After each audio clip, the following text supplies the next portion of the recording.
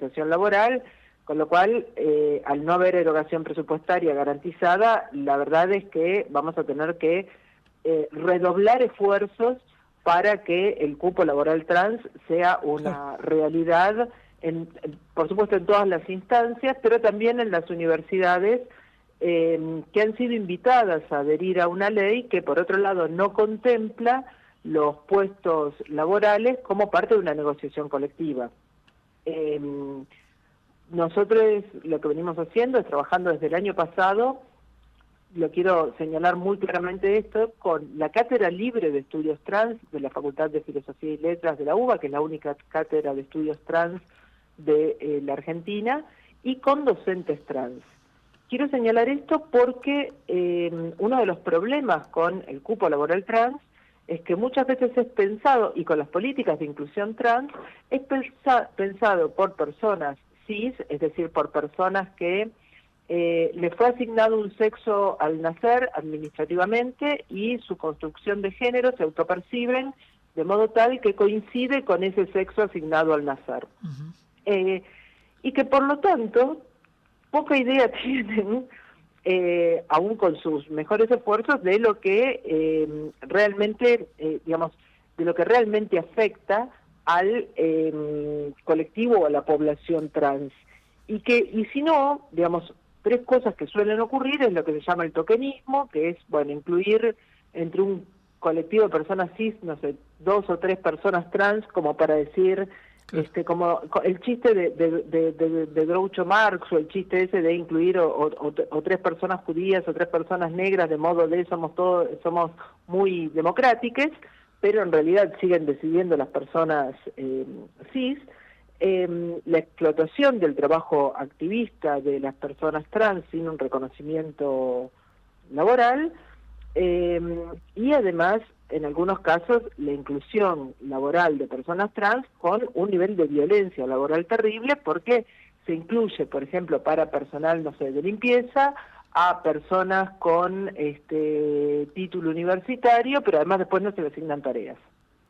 Con lo cual, es un problema complejo que hay que atacar severamente y que solo se puede hacer en la medida en la que hay un verdadero desarrollo de una política contra el cisexismo que, digamos, recorre todas las instituciones. Es imposible que no lo recorra, contra toda acción de transfobia, en el cual las personas trans jueguen un papel clave. Por eso insisto, desde la Secretaría de AGE de UBA fuimos a buscar a la Cátedra Libre de Estudios Trans y a docentes trans, y diseñamos un plan, que lo pueden ver en nuestra página, en agduba.org.ar, pero también en las redes de la cátedra, en Instagram, en Facebook, bueno, tienen un YouTube muy interesante con Corriendo la Voz, porque nosotros diseñamos políticas de cupo laboral trans, docente y no docente.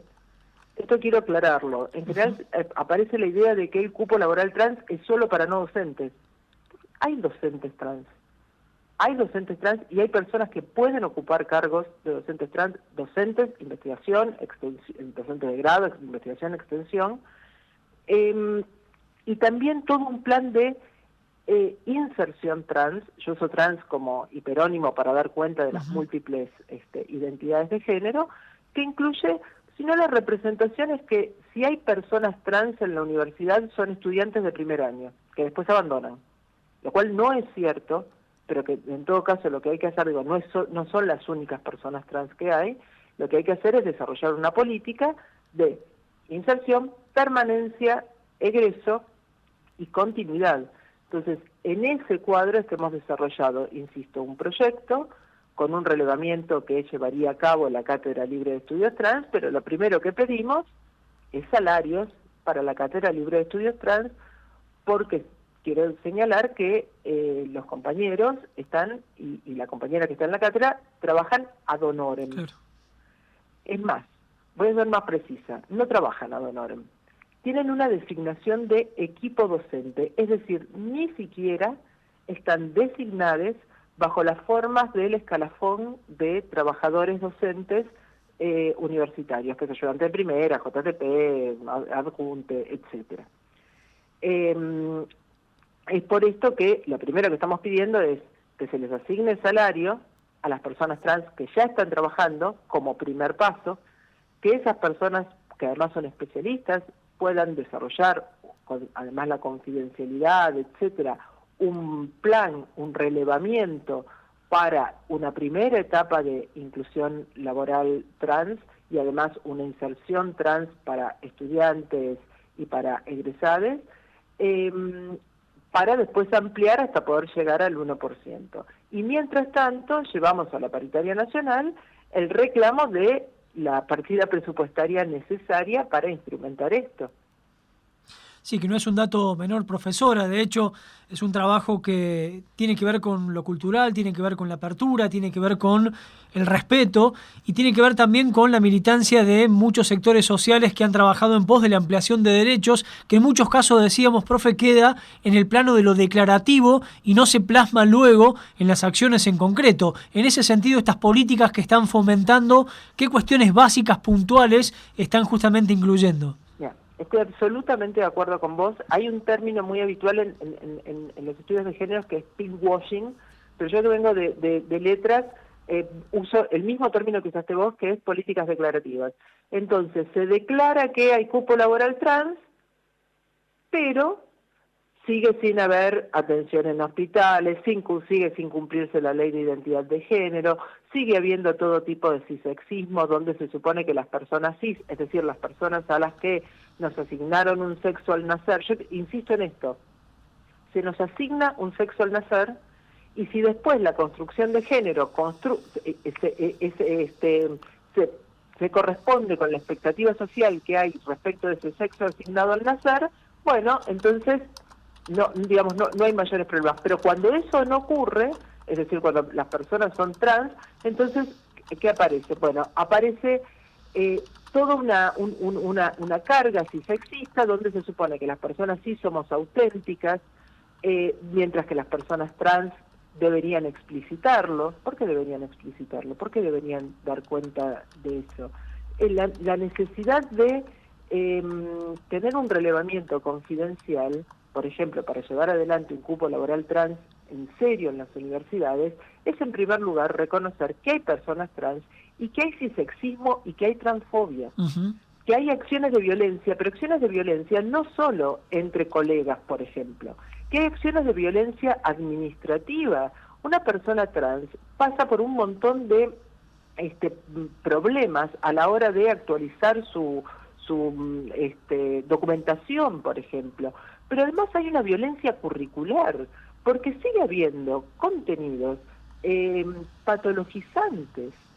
Y hablo de la Universidad de Buenos Aires, que es la que mejor conozco, donde se sigue enseñando en algunas materias o en muchas materias, o me animo a decir en demasiadas asignaturas, que las personas trans de algún modo constituyen un desvío respecto de la cisnormatividad esperada, cuando las personas trans son tan auténticas y tan se autoperciben como las personas cis, que claro. Digo, en todo caso, alguien nació mujer en el sentido de le asignaron por un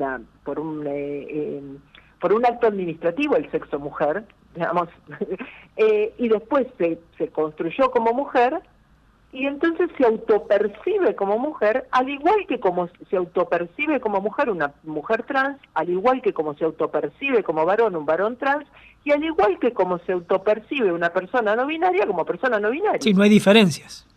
No hay diferencia, solo el cisexismo plantea que hay una diferencia, claro. Que las personas cis serían mejores, serían la norma y todo lo demás sería desvío. Bueno, ¿cómo se desmonta esa lógica, profesora? Pequeño desafío por delante.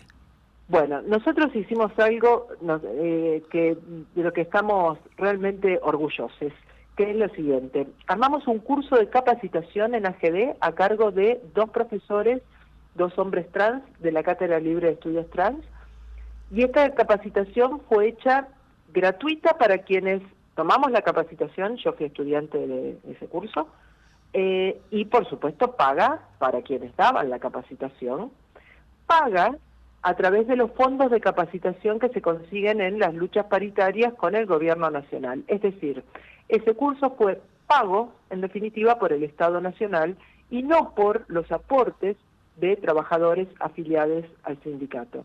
Pensamos abrir primero un curso de 25 vacantes, dijimos, bueno, vamos a ver. Fue exitosísimo. Tuvimos más de 70 inscriptos, tuvimos que abrir 2 comisiones, siguen llegando pedidos y realmente creo que, no, por un lado es la capacitación, por el otro es, insisto, invito a ver nuestra página de AGD UBA. Esto parece una especie de publicidad, pero juro que no tenemos una pestaña específica de inserción laboral trans, donde explicamos todos los problemas que supone la inserción laboral trans, contra cuántas barreras hay que luchar, pero que además lo que pedimos es presupuesto. Presupuesto para el cupo laboral trans, presupuesto para docentes ad honorem, presupuesto para que los ayudantes de primera con más de 15 años de antigüedad pasen a ser JTP, como se firmó en la última paritaria y no se cumple, presupuesto para el aumento de dedicaciones, presupuesto para cubrir las necesidades de conectividad, por ejemplo, en este momento, y para la adecuación de las condiciones edilicias cuando en algún momento se vuelva a la presencialidad. El punto acá me parece clave, que es, por un lado, ver que estas reglamentaciones que han salido son el fruto de una lucha de décadas del colectivo trans, que el riesgo es que queden exclusivamente en leyes sin ningún tipo de cumplimiento. Y que ahí está la tarea de todos, no solo de las personas trans, sino de todos, de luchar por una verdadera inclusión trans que incluye el cupo laboral trans, claro, para liberar del cisexismo, la transfobia y todos los modos de opresión que la universidad reproduce.